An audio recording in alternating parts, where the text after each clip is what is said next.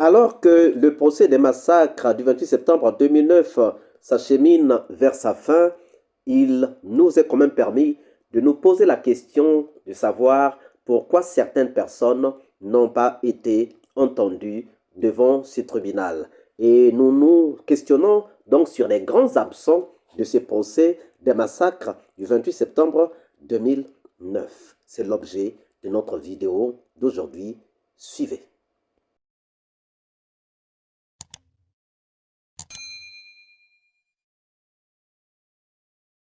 Bonjour, bonsoir, cela dépend de l'heure à laquelle vous regardez cette vidéo. Bienvenue si vous nous découvrez pour une première fois. Ça a toujours été un réel plaisir pour moi de venir devant vos écrans pour vous exposer nos analyses de Soleil d'Afrique. Et aujourd'hui encore un retour dans le procès des massacres du 28 septembre 2009 avec une interrogation: qui sont les grands absents de ce procès qui est en train de s'acheminer vers la fin?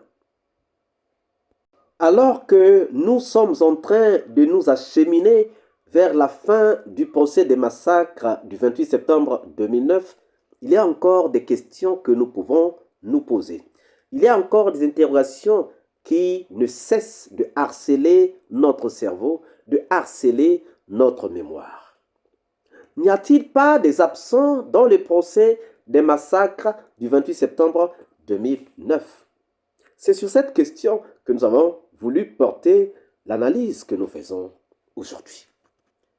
Nous parlerons de Sekouba Konaté, ministre de la Défense au moment des faits, donc au 28 septembre 2009.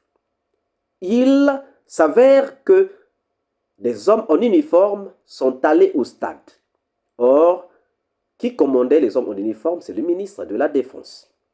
Et le ministre de la Défense, en ce temps, c'était Sekouba Konaté.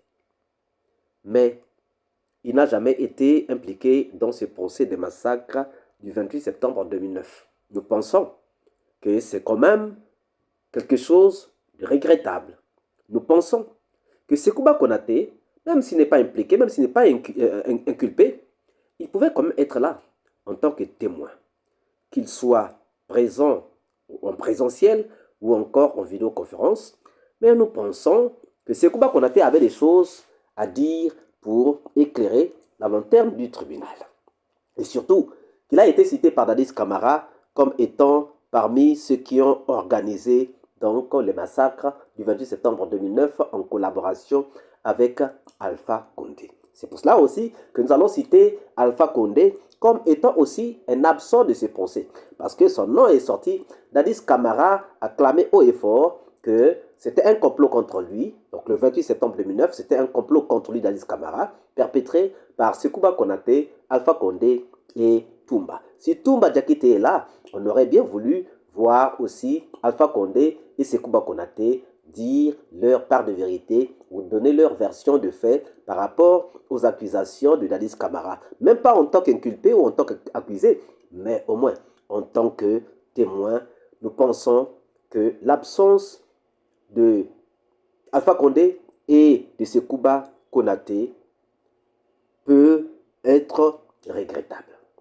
Nous pouvons les regretter. Avançons dans notre liste. Nous avons un grand absent qui s'appelle Pivi Claude, le colonel Claude Pivi, évadé depuis le 4 novembre 2023. Pourquoi il est grand absent? Mais parce qu'il a été dans le box des accusés, mais exfiltré par son fils et un groupe commando. Aujourd'hui, il se retrouve ailleurs et la liberté de Claude Pivi peut avoir ou a des répercussions sur le procès. Pourquoi? Parce qu'il y a des témoins qui ne peuvent plus venir témoigner tant que Claude Pivi va être dans la nature. Parce que les gens connaissent Claude Pivi. Les gens savent de quoi Claude Pivi est capable. Il s'est vanté devant la barre qu'il est un grand soldat. Il a fait beaucoup de choses. Il a fait la guerre dans la sous-région. Personne n'est plus capé que lui dans la sous-région. Donc, tout ça, les gens ont entendu et les gens savent qu'ils ont affaire à quelqu'un mais pas n'importe qui. Ils ont affaire à un certain Claude Pivy, colonel Claude Pivy. Quelqu'un qui s'est évadé depuis novembre et qui n'a jamais été retrouvé jusqu'à aujourd'hui. Ça veut dire que ce n'est pas n'importe qui. Donc, Claude Pivy est un grand absent dans le procès des massacres ou dans la suite de ces procès des massacres du 28 septembre 2009. Nous parlerons de Gono Sangaré et de Théodore. Gono Sangaré et Théodore, parents proches de Dadis Camara, et qui sont accusés, qui auraient été des gens tellement impliqués avec les recrues de Kaléa, qui sont aujourd'hui une certitude que ce sont les recrues de Kaléa qui ont commis les massacres du 28 septembre 2009 au stade. Et l'implication donc de Gono Sangaré et de Théodore ayant été prouvée à la barre, nous pensons que Gono Sangaré et Théodore ne pouvaient pas être absents. Ils ne pouvaient pas être absents de ce procès. Donc, leur absence est une grande absence. Nous aurions souhaité voir Théodore, nous aurions souhaité voir Gono Sangaré, mais les deux sont en exil. Ils avaient compris que ce procès pourra avoir lieu un jour, donc il faut déjà fuir. Ils se sont enfuis. Nous allons aussi parler de quelqu'un d'autre, de Papa Koli. Papa Koli qui a été accusé par un témoin, bien que déjà mort, Jean-Marie Doré, qui est allé voir Papa Koli à l'aéroport, qui a dit à Papa Koli, j'ai vu Dadis, Dadis m'a dit que pour la marche, c'est toi que je dois voir. Donc Papa Koli, c'est quelqu'un qui a eu une grande influence. Si Dadis Camara, chef de la junte, demande aux leaders politiques d'aller voir Papa Koli pour qu'ils puissent trouver gain de cause pour faire leur meeting, ça veut dire que Papa Koli avait une grande influence ou dans, il avait une grande influence dans la prise de décision du CNDD. Aujourd'hui, Papa Koli absent du procès. Pourtant, son nom a été cité. Il n'avait pas été appelé comme témoin. Nous nous interrogeons. Pourquoi? Qu'est-ce qui s'est passé? Pourquoi Papa Koli n'a pas été appelé? Nous allons parler d'autres absents. Le général Théa et le colonel Fontamadi Touré. Cités par un journaliste qui a fait des investigations, qu'ils ont été impliqués dans les massacres. Fontamadi Touré pour avoir conduit les assaillants au stade et le général Théa pour avoir géré les corps, pour avoir manigancé ou encore, entre parenthèses, géré les disparus du 28 septembre 2009. Ces gens, leurs noms ont été cités, mais ces gens n'ont pas été appelés à la barre. Et pourtant, on les a vus sur la liste du ministère public. Donc on se disait que ces gens, on devait les voir devant la barre et ces gens devaient s'expliquer. Malheureusement, ces gens ne sont pas passés devant la barre. Nous nous interrogeons pourquoi et ces absences aussi nous interpellent. Nous allons parler de la directrice d'Ignace Djin. On a entendu la directrice de l'hôpital de Danka, mais on n'a pas entendu la directrice de l'hôpital Ignace Djin. Alors que lorsqu'on parle des hôpitaux, on avait Ignace Djin et on avait Danka, où les corps ont été gérés, où les corps ont disparu. Pourquoi n'avoir pas appelé la directrice de l'hôpital Ignace Djin? Cette absence aussi nous inquiète. Nous avons aussi l'absence du directeur de la banque. Le ministère public avait écrit au directeur de la banque qui gérait le compte du régiment commando, du régiment. Et la question était de savoir qui gérait pour savoir qui était le commandant du régiment. Parce que cette question a fait couler beaucoup d'encre. Ça fait beaucoup de bruit. Disons que c'est Toumba qui était commandant du régiment. D'autres disent que non, c'est Dadis lui-même, c'est Coplon qui était commandant du régiment.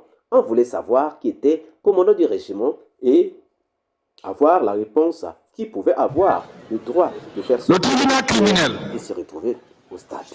Malheureusement, le directeur de la banque n'est pas arrivé, on ne l'a pas appelé. Nous avons entendu parler d'Abdoulaye Doumbouya, commandant du trait militaire, à qui le chef d'état-major général des armées avait demandé les véhicules, qui avait mis les véhicules à disposition pour aller ramasser les corps, qui avait mis les chauffeurs à disposition pour aller ramasser les corps. Nous avions pensé qu'avec lui, on pouvait avoir le nom des chauffeurs et on pouvait poser des questions à ces chauffeurs pour voir qu'est-ce qui s'était passé depuis qu'ils avaient ramassé les corps, où sont partis les corps qu'ils avaient ramassés. Et là, on pouvait peut-être retrouver les fausses communes.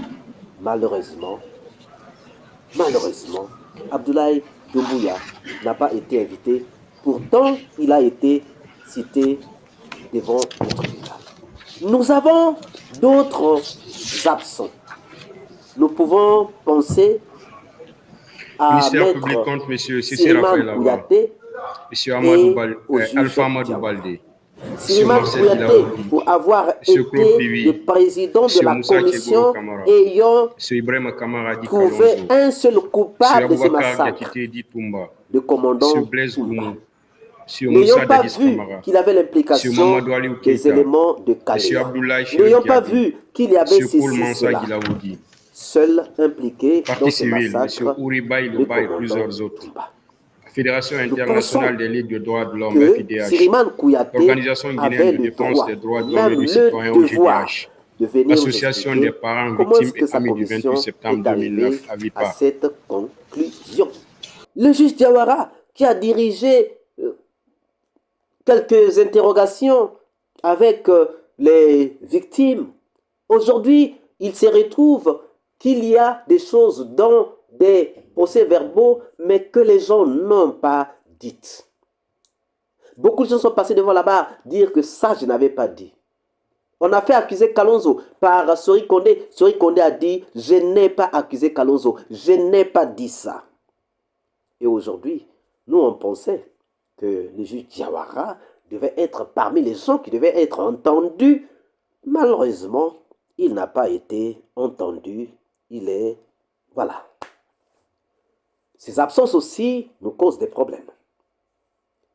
Prenons des témoins comme Selou Dalen Diallo, Sidia Touré et Mouktar Diallo. Parmi les gens qui ont organisé la marche, qui ont appelé les gens à venir au stade, les gens sont venus. Et les gens qu'ils ont appelés au stade sont morts. Et aujourd'hui, eux, ils ne peuvent pas passer devant la barre pour dire leur part de vérité. Entre la Guinée, la vérité et leur carrière politique, où est le cœur de ces hommes politiques? C'est des questions que nous nous posons. Selou Dalen Diallo, Sidia Touré, Mouktar Diallo, c'est des gens qui devaient être dans ce procès pour d'office donner leur témoignage. Surtout que Dadis Kabaro auparavant avait dit que c'était les leaders politiques qui étaient coupables. Aujourd'hui, ils avaient le droit de venir coûte que coûte dire leur part de vérité ou l'exprimer d'une manière ou d'une autre, ou encore réclamer qu'ils puissent faire leur témoignage, même par vidéoconférence, afin que l'on sache ce qu'ils disent de ces massacres du 28 septembre 2009. Mais aujourd'hui, Selou Dalen Diallo n'est pas là. Sidia Touré n'est pas là. Mouktar Diallo n'est pas là. Et pourtant, ils ont une part de vérité, ou ils auraient une part de vérité à dire dans ce tribunal des massacres du 28 septembre 2009.